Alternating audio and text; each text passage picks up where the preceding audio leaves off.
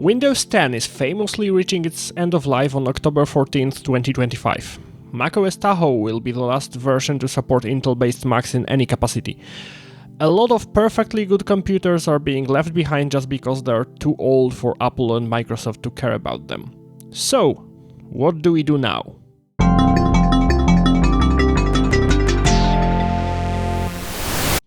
I'll try to answer that question by taking care of my own machine, a Lenovo Yoga 711 ISK.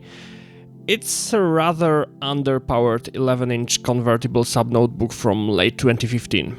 It features a 6th gen Core M5, 8 gigs of RAM, 256 gigs SATA SSD and a 1080p screen at about 190 ppi. And it came with Windows 10, the original July 2015 version. Today I still occasionally use it as my third computer, behind my daily driver MacBook Pro and my 2015 custom desktop that lives as my couch computer. I watch YouTube in the bathroom on it, as I don't want to risk spilling water on my expensive MacBook. And also whenever I need to quickly run something that requires Windows or x86, it's sometimes easier to reach than my couch PC. If you wonder why I ever bought something so underpowered in the first place, it was never my main computer. I daily drove 15-inch laptops between 2007 and 2015 when I switched back to a custom-built desktop. I still needed something to use when traveling and got tired of lugging my old 2.5 kg Dell pretty quickly. So I got interested in the 1 kg sub-notebook class and went for a convertible to play with Windows as tablet mode. So, let's start checking out the options of an OS to put on there.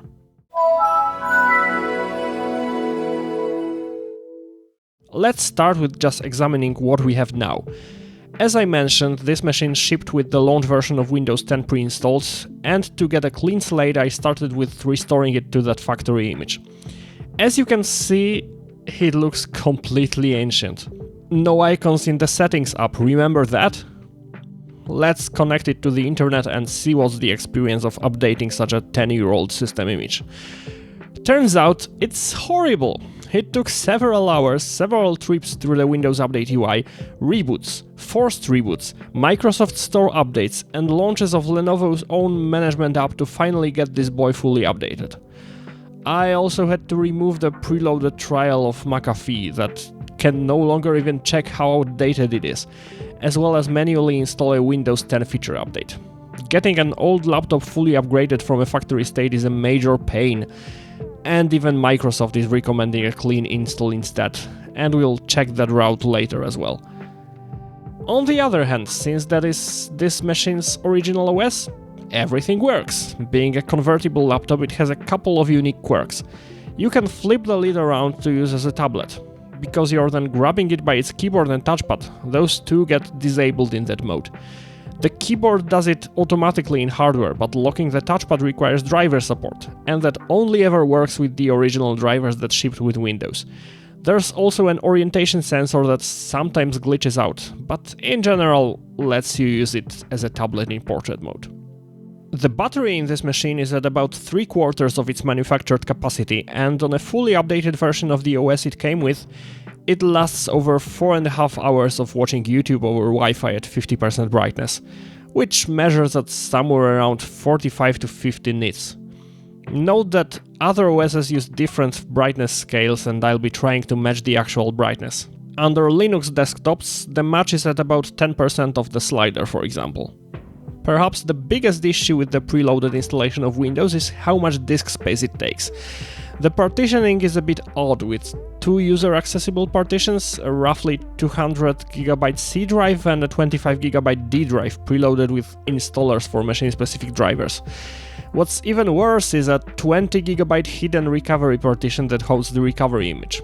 These kinds of recovery images were never a good idea, as it hogs up the hard drive while also getting unusably outdated pretty quickly, as illustrated. Between that, the OS, the drivers on the second partition and various vendor-specific bloat, only just under 172GB are left for user data, or about 28% of the drive is already taken up.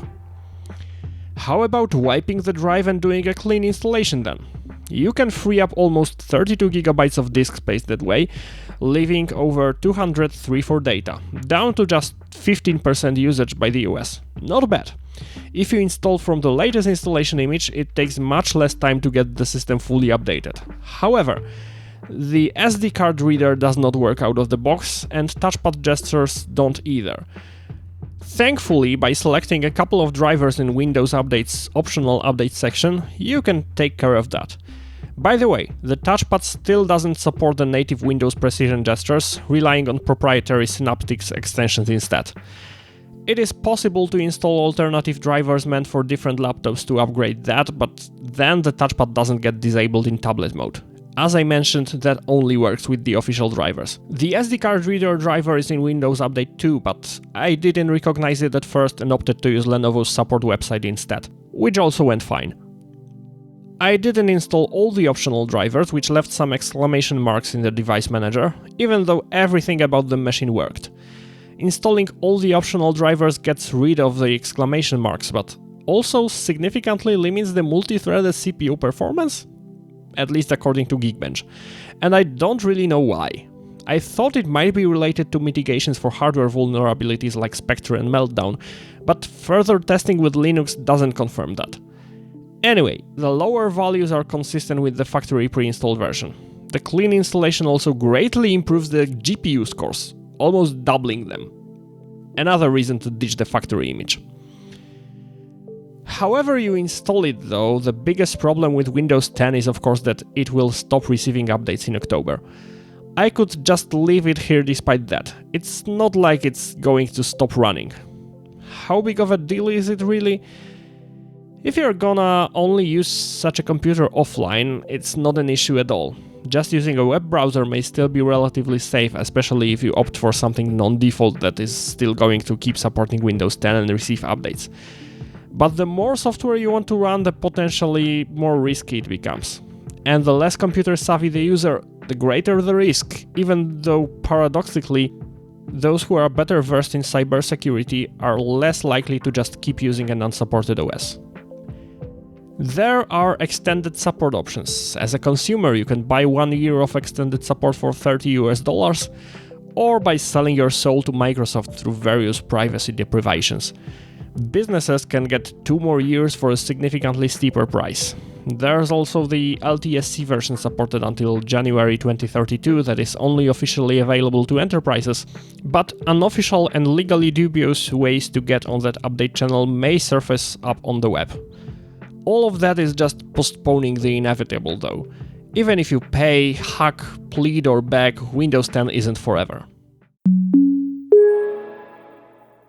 When Windows 10 launched in 2015, Microsoft promised that it would be the last version of Windows, perpetually receiving feature updates without really changing the version number. And then they released Windows 11 in 2021, which, to be fair, is a free upgrade for Windows 10 users, but it infamously raised the hardware requirements. Quite a lot. The main source of bad publicity is the requirement for a TPM, but I think that's misguided. This Yoga has a TPM 2.0, but still can't be officially upgraded. Why? Because of the CPU.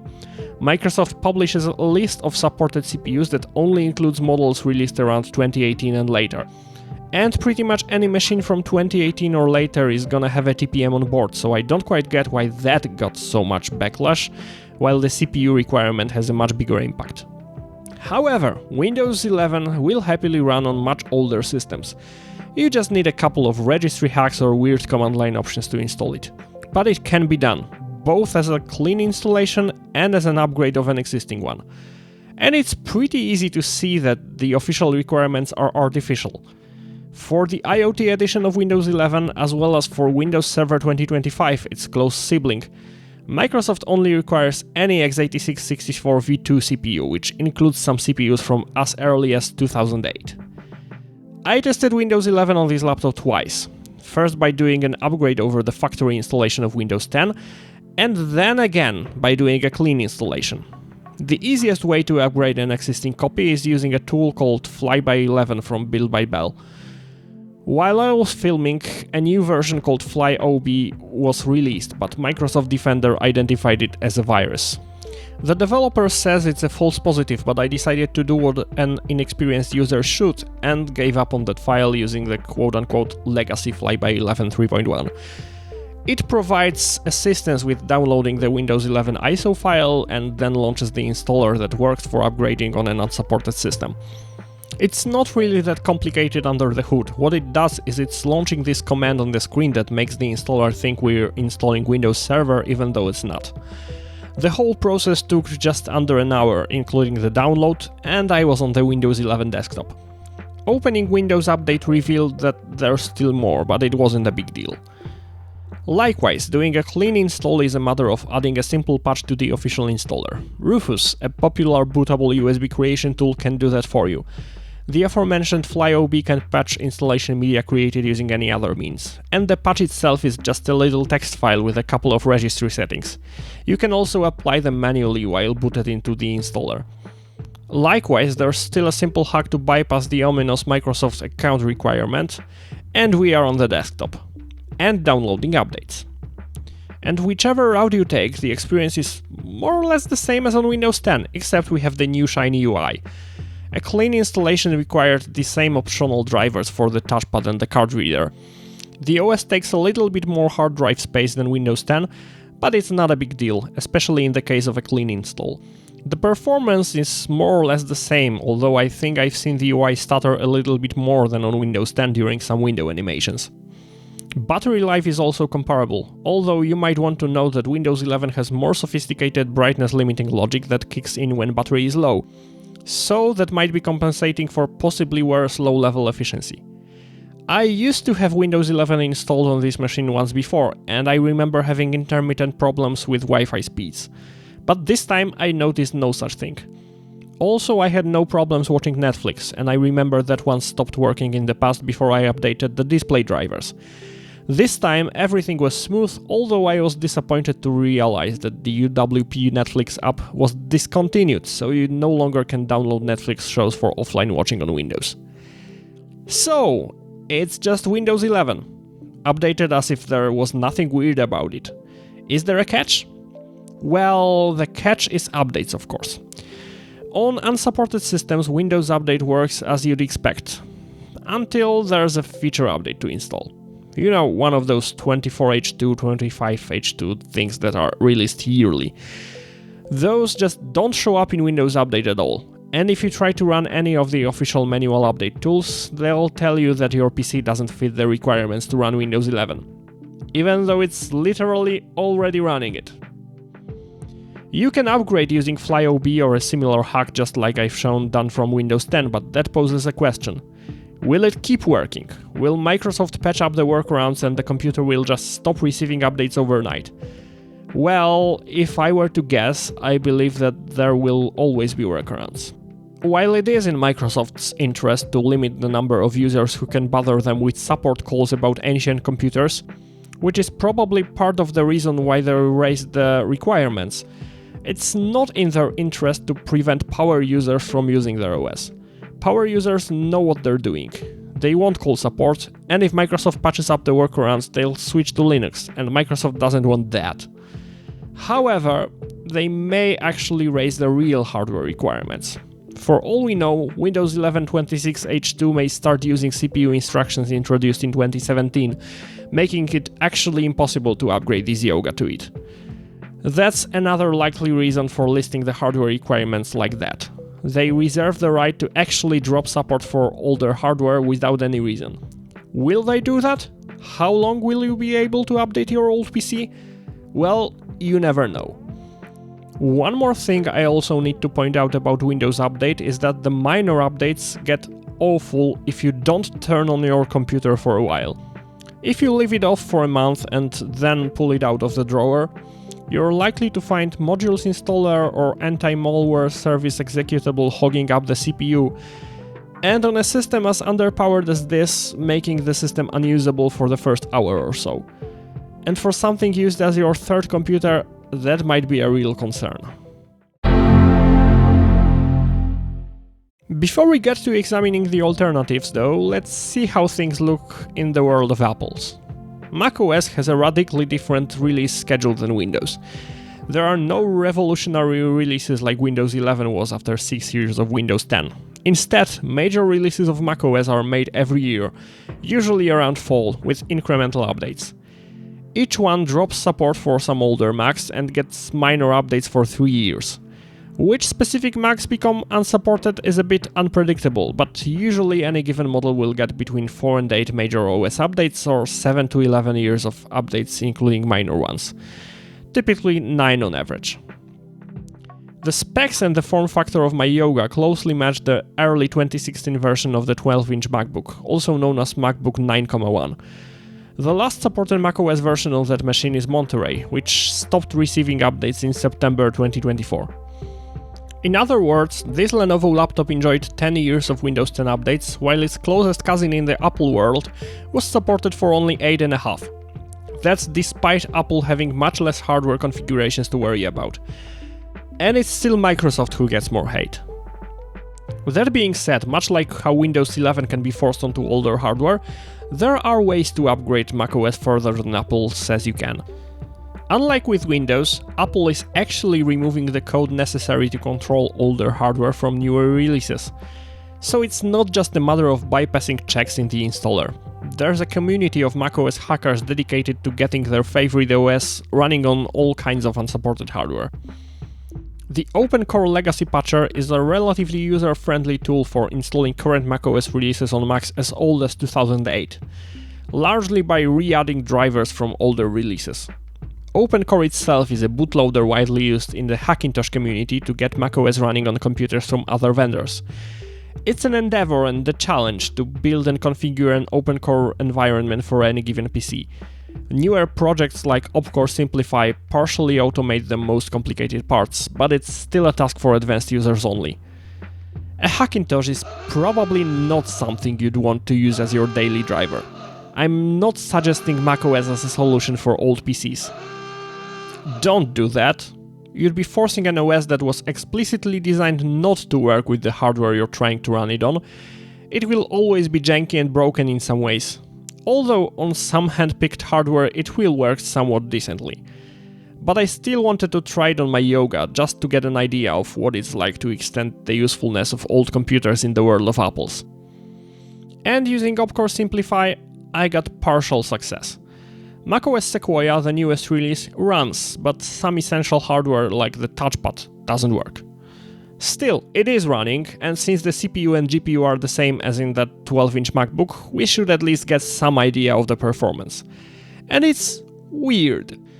The OS is really slow to boot, but once in the OS, synthetic benchmarks show really good results, especially when driving this little integrated GPU with the Metal API, which resulted in the highest Geekbench compute score I've ever seen on this machine.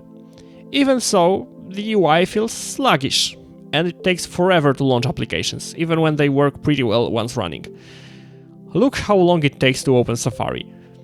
On the bright side, despite macOS being a 15GB download, the biggest out of the popular OSs, it hardly uses any more space than that once installed, totaling at just 18GB, leaving 92.5% of this machine's storage for user data. The result of the battery life test most likely doesn't represent the capabilities of this OS on an actual Mac, even on a supported one, so I won't be showing you the result. For those who still contemplate building a Hackintosh though, I'll just say that it's bad. A Hackintosh is never gonna be efficient. The biggest issue with OpenCore though is that keeping macOS updated on unsupported hardware can be a challenge. Paradoxically, on Hackintoshes it's not so bad now because the OS installation itself has no changes compared to a real Mac, so updates can be installed as normal. But the system may become unbootable as some hacks need to be configured differently from version to version and can break even on minor updates. On the other hand, legacy patcher machines require modifying the core of the OS, which doesn't play nicely with Apple's update process. It's not terribly difficult to update a legacy patched macOS, but in practice it requires downloading the entire 15GB OS installer for each minor update that gets released every month or so. Better prepare a fast internet connection and don't clog up your hard drive too much. On the flip side though, macOS updates aren't nearly as annoying as Windows Update. You can install them at your own pace and they won't randomly hog up resources without your consent. Still, the less than seamless update process and less than stellar performance mean that forcing current macOS onto unsupported hardware is generally a worse experience than doing the same with Windows 11. And don't forget that the writing is already on the wall anyway. macOS Tahoe, to be released this year, will be the last one to support any Intel-based machines, meaning that 3 years later in fall 2028, we'll be saying goodbye to macOS support on x86 machines in any capacity. This is arguably the most common recommendation for old PCs. Ditch Windows altogether and install Linux. Linux is famous for supporting extremely old hardware for many years, essentially for as long as there is any community interest in maintaining support. Many mainstream distributions will still work on 20-year-old systems, and specialized ones will go beyond that. Proponents of Linux will also tout its advantages for freedom and privacy. However, in the words of a certain warrior, one does not simply install Linux. Linux is just a kernel, and when combined with all the other software you need for a complete OS experience, that's called a Linux distribution or distro.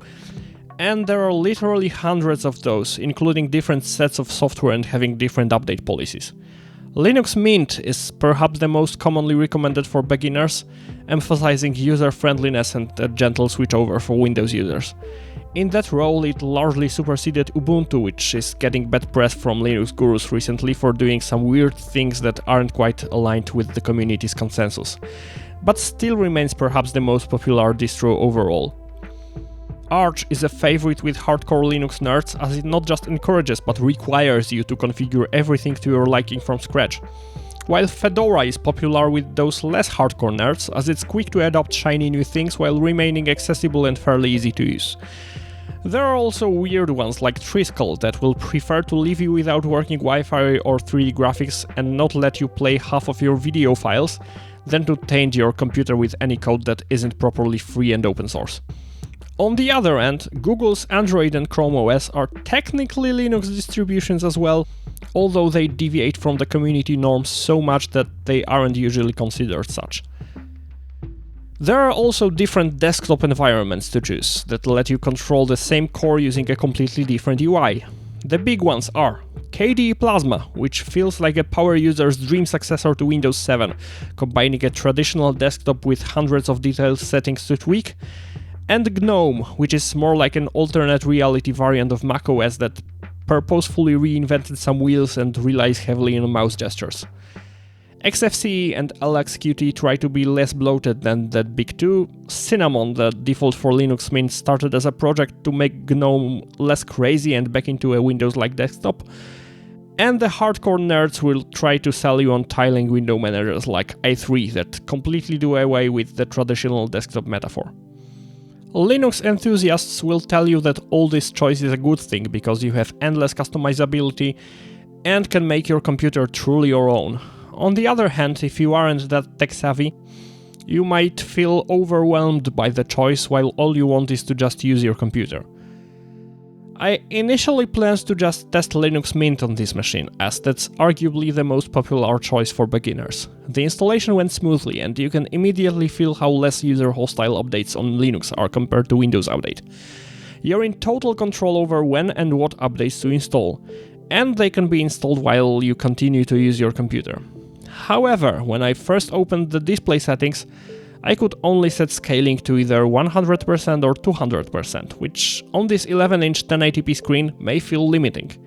You can enable non-integer scale factors, but that's labeled as experimental, and I soon realized why. When I opened the web browser, the UI wasn't too responsive and there was noticeable screen tearing, making video unwatchable. I didn't realize that was the reason at first, but changing scaling back to 100% fixed the issue. You can work around this problem by changing the text scaling instead of full screen scaling, which will work the same in web browsers, but other apps like this settings window may look a bit unproportional. Otherwise, hardware support on this machine is solid. One thing that doesn't work is disabling the touchpad in tablet mode, but as I mentioned, that doesn't work anywhere except for Windows on stock drivers. There is also no automatic screen brightness control, but that's because Mint's desktop environment Cinnamon doesn't support it. The ambient light sensor itself is detected by the Linux kernel, and you can view its readings from the terminal. Out of the couple desktop environments I checked, only GNOME supports automatic brightness, but the behavior can be a bit erratic at times, so maybe it's for the best to keep it disabled anyway. Software support on Linux is different. There's a huge selection of free and open source software, but if you're used to big name commercial packages like Microsoft Office or Adobe Creative Cloud, then no luck. However, many smaller Windows apps will actually work thanks to a project called Wine. If you're a gamer, then Steam and Proton will let you run many of your favorite titles, and older games may actually be easier to get running there than on modern Windows versions. And you can watch DRM-protected streaming services too, although Netflix will be limited to 720p by default. You need a browser extension to unlock 1080p, and if your computer is a bit newer and could handle 4K on Windows, then no luck though. You can of course connect a 4K display, but streaming services don't support such resolutions on Linux. Performance on Linux Mint turned out to be a mixed bag.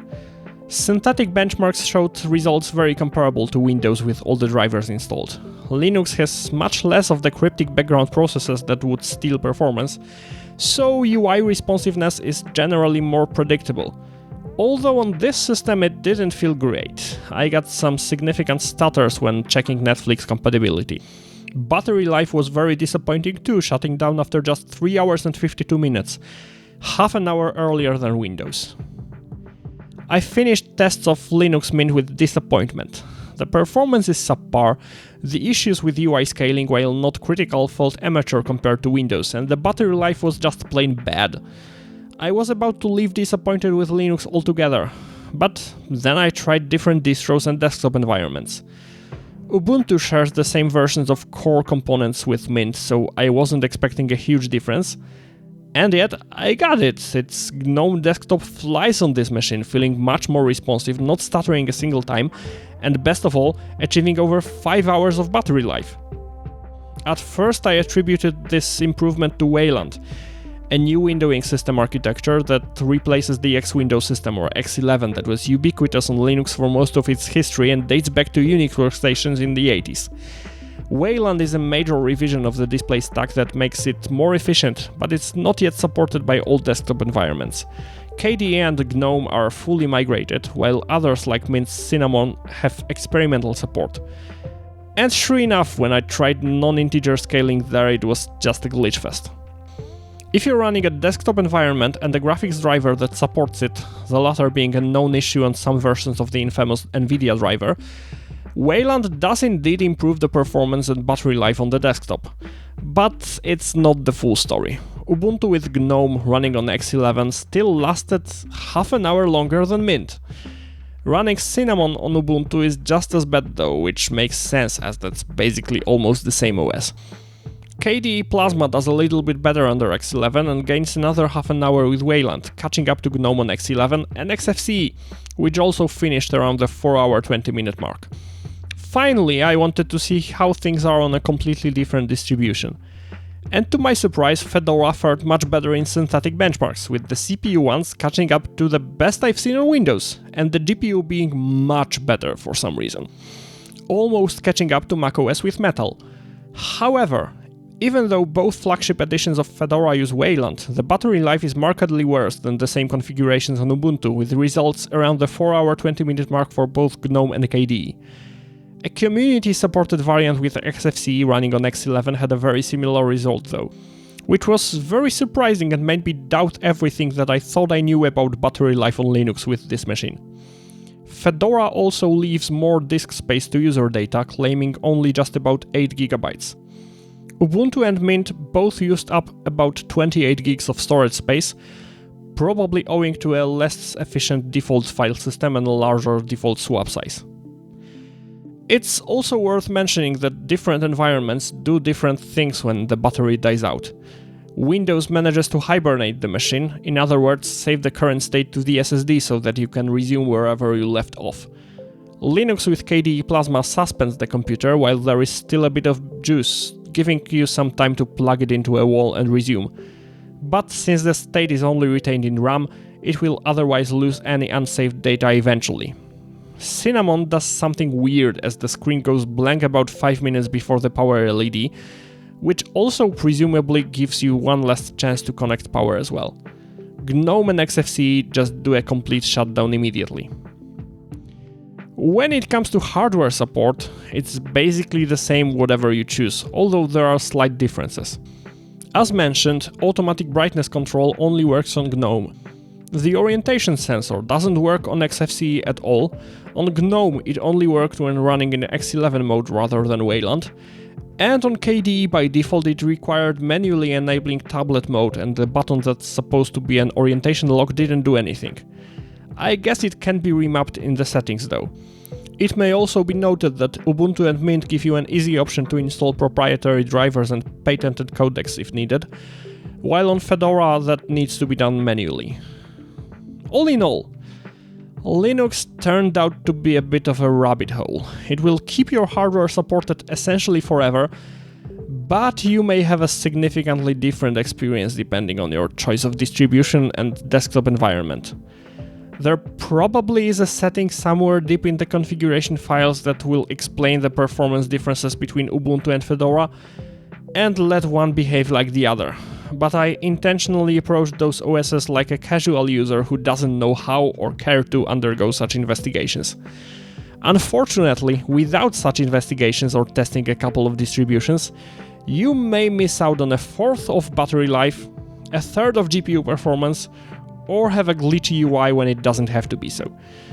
I can't even say for sure that Fedora is the fastest while Ubuntu will give you the best battery life. That's what the test results say, but I tested only 3 out of hundreds of distributions, and the results may even be completely different on different hardware.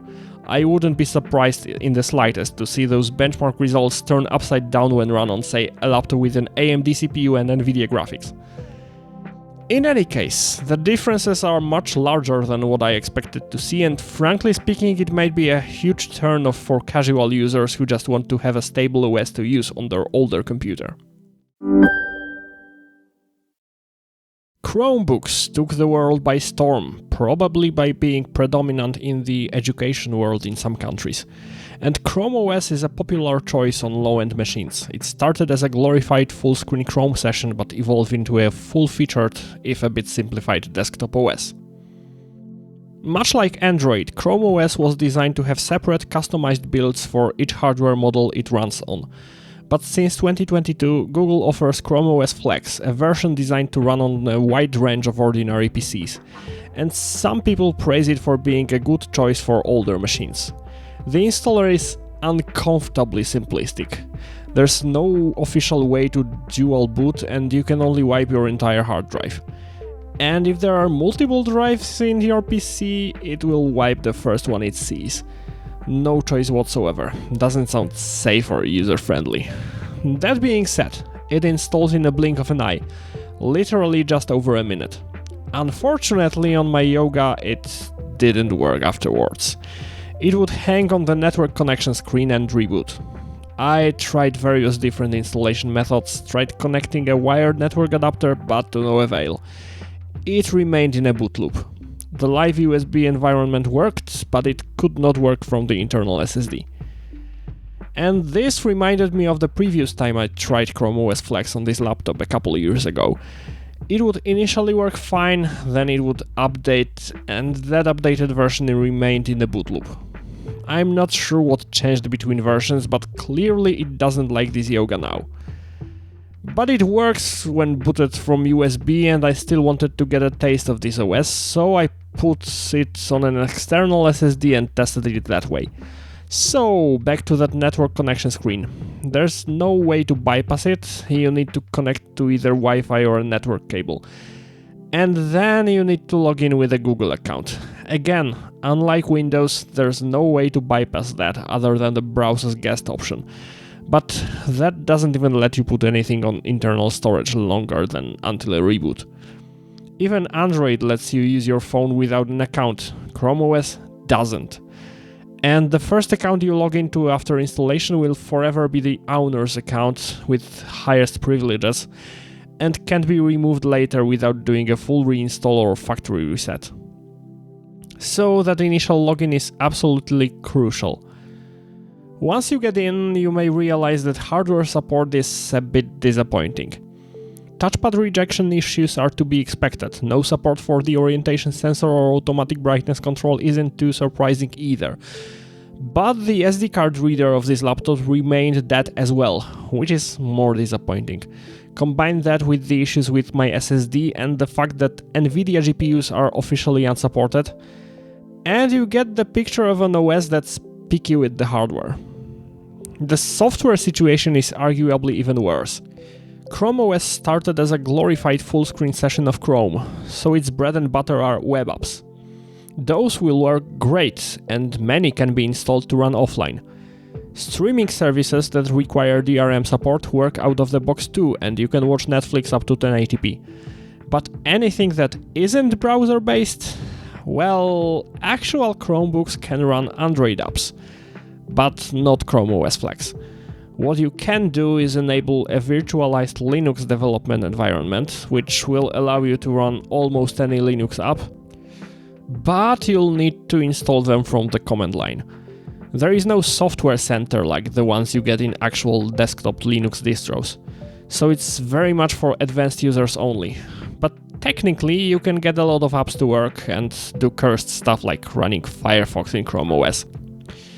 And as you can see, it actually works and is usable, although much slower than the built-in Chrome browser. Speaking of performance, the UI is extremely responsive, and all in all the OS feels very fast, while synthetic benchmarks results are fairly comparable to all the other OSs. I didn't test battery life because with the external SSD it wouldn't be a true apples to apples comparison, but I have to admit that I kind of liked the experience. ChromeOS is extremely simplistic to the point that it will feel limiting, but for a casual user, it might be a strength. Its update system is also very reliable and robust, unless a new version no longer works on your hardware, of course. Unfortunately, the hardware support is lacking and it requires you to sell your soul to Google, and those things make it hard to recommend. But there is a project that promises to fix ChromeOS's limitations. ChromeOS Flex is not the only way to run ChromeOS on regular PCs. The community found out that images for some machines are generic enough to run on many standard PCs, and Branch Framework is a project that makes it possible to boot them. It is a bit janky and in many ways feels similar to what the Hackintosh community has been doing with macOS. But the vast majority of ChromeOS is open source and released as Chromium OS, and some companies were doing generic builds of that codebase. ChromeOS Flex is actually a successor to Cloud Ready, a product built by the company called Neverware that Google acquired in 2020. Another company that tried doing a similar thing is FydeOS, a Chinese company with operations also in the UK, employing less than 50 people according to their LinkedIn profile. It's been making some minor headlines since 2022 with the release of their tablet FydeTab Duo, designed to run FydeOS as well as a range of Linux distributions. So, how does FydeOS compare to the official ChromeOS Flex distribution? Well, first impressions may be confusing, as there are 4 different variants to choose from depending on your hardware, not even counting the versions for virtual machines, single-board computers and certain specific tablets. Thankfully, the official wiki offers some guidance, but it all still makes an impression of a product for power users, not beginners. And again, there's still no NVIDIA support. Once booted, it looks almost identical to ChromeOS Flex, but the installer now lets you choose where to install, and you can either wipe the entire drive or install to a single partition. For the latter, you'll need to do your partitioning in another OS, but it's still a huge improvement. And FydeOS version 20 actually boots fine off my Yoga's SSD, so that's already an improvement. Another improvement comes on the setup screen.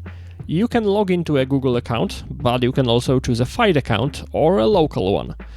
While it's debatable whether you should trust a small Chinese startup's cloud more than the one from Google, a local option is always welcome. and while you still need to connect to the internet to get past the very first screen, you can disconnect the second afterwards and the local setup is still possible, so it is indeed fully offline. Once you get on the desktop, everything feels pretty much identical to ChromeOS Flex, except Google's services aren't pre-installed, but that's all just web apps anyway, so it's trivial to add them. And you get links to some Fyde services instead. Unfortunately, the SD card reader still doesn't work, so hardware support seems to be only marginally better. As for software though, you still get all the web apps, you still get the Linux VM, but you also get the Android VM. Unfortunately, by default it's limited to the handful of apps you can get from the FydeOS App Store. Even if you get APK files, you can't install them until you enable developer mode, although that doesn't seem to come with many downsides. There is also a built-in app to install actual Google Play services, although that requires further hackery from the command line. It does work, and makes everything work almost like on an actual Chromebook, but again, it keeps feeling like an OS for hackers rather than for regular casual users. Same goes for DRM support. To watch Netflix, you need to install the Widevine library, and while it is just a switch in the settings app, with a convenient link to the place you can get it from, the fact that it is not automatic makes it feel somewhat janky. I get that they needed to do it this way for legal reasons, but an ordinary user won't care. For them, it's just bad UX. However, if you can get past that fact, the software support is actually good. Web apps are still lightning fast, Android apps work really well, and fast too, with Geekbench for Android getting some really competitive scores. Things that require DRM or device integrity on Android, like streaming or banking apps, won't work, but otherwise the compatibility should be excellent. Fun fact, I initially downloaded the wrong version of Geekbench from a third-party APK repository, and that way I accidentally discovered that there is a built-in ARM emulator, so even apps built specifically for that architecture will work too. It gives you only about a third of native performance, but it still beats not being able to run many apps at all. There is even something for gamers, as FydeOS fully supports Steam for Chromebook with full Proton support as well. And the best part? FydeOS delivered the best battery life I've seen with any OS on this machine. 10 minutes more than the previous record holder Ubuntu, while also delivering better results in synthetic benchmarks. If you can't tell, I actually liked the experience of running FydeOS very much, but unfortunately it's not all sunshine and rainbows. Remember how the reason we are doing all that is to keep our old machines updated? Yeah, the update policies of FydeOS aren't great. FydeOS releases follow the Chrome LTS releases, so a new major version is released about every 6 months. During that 6-month period, you'll maybe get one minor update, maybe none at all. It doesn't exactly instill confidence that your computer is secure. And once that major biannual update is released, it's paid for. Unless you're ready to wipe your computer clean. You see, the installation images are always free, but you can only do a clean installation from those. If you want to do a major upgrade in place, it's €3. Yes, that's still practically close to nothing, but it still rubs me the wrong way. Let's assume you're willing to pay though. How does it work in practice? When checking for updates in the settings app, you get a link to a payment page handled by Stripe. It's a one-time payment and the receipt mentions being linked to your hard drive serial number. It's not linked to any online account or anything like that, which is probably good for privacy. But as the page mentions, once the update image is downloaded, it's non-refundable, so if anything goes wrong, you're on your own.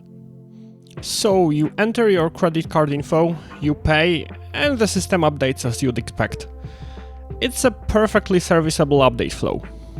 Unless you are running the legacy Intel build of FydeOS.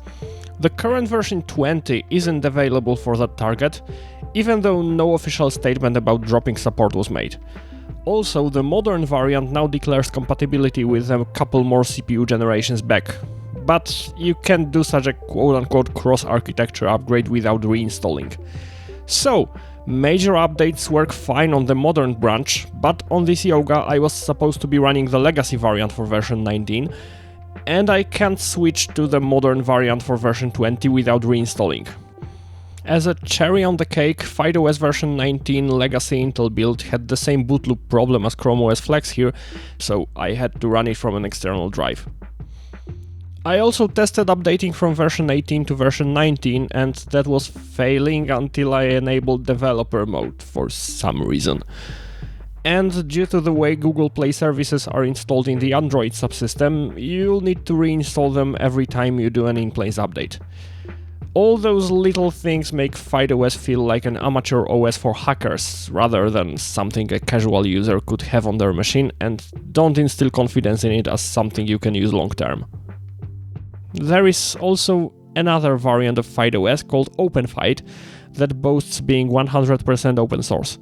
I thought that maybe it's a better choice, even if just for the fact that it gives you more control over the update process. But no, it's much less usable. It doesn't include the Android subsystem, and the Chromium OS core is so bare bones that there isn't even a photo viewer app. You can do in-place updates for free, but you need to do that from the command line. And the equivalent of FydeOS version 20 doesn't even come with an upgrade image anyway, only the one for a clean install. So, I really wanted to like FydeOS, but it just doesn't seem like anything robust enough to just put on a machine and not think about maintenance. At the same time, nerds and hackers probably prefer normal Linux anyway. So even though I love the performance and simplicity, I really can't see who this OS is for. I've got a confession to make. When I started working on this video, I fully expected that the conclusion would be that it's best to just install Linux. I started this script with a narrative I expected to tell. But while I still believe that Linux is the quote-unquote correct choice, some of my expectations were shattered.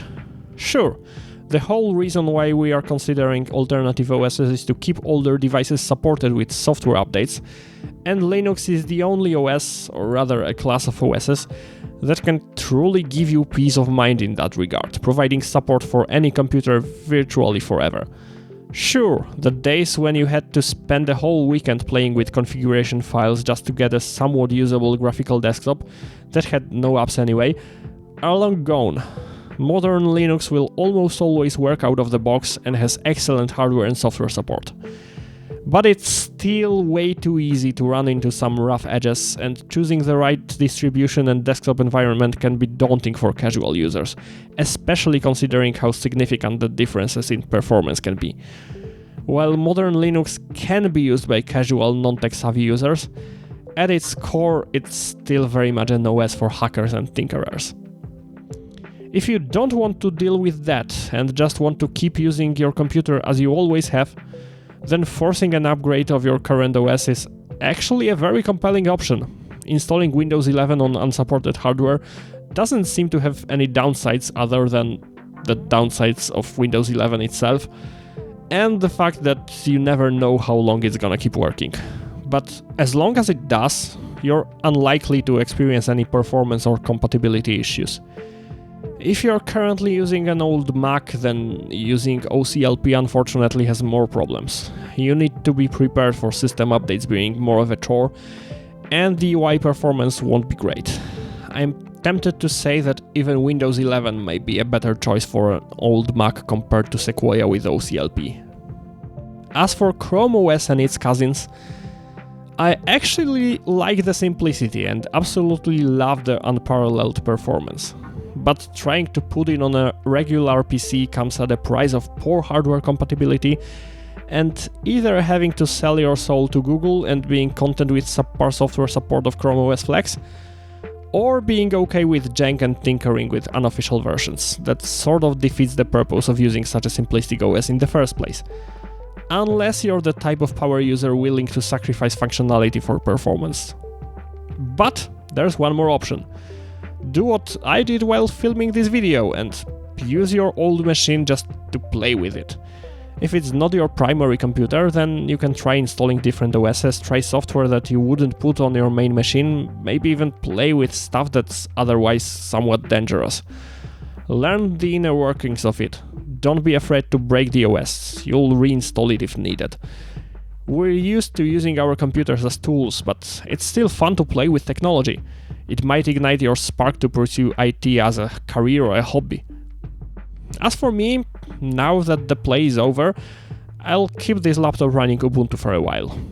However, my couch PC that's faster but even older runs Windows 11. Take what you want out of that. It's your choice in the end.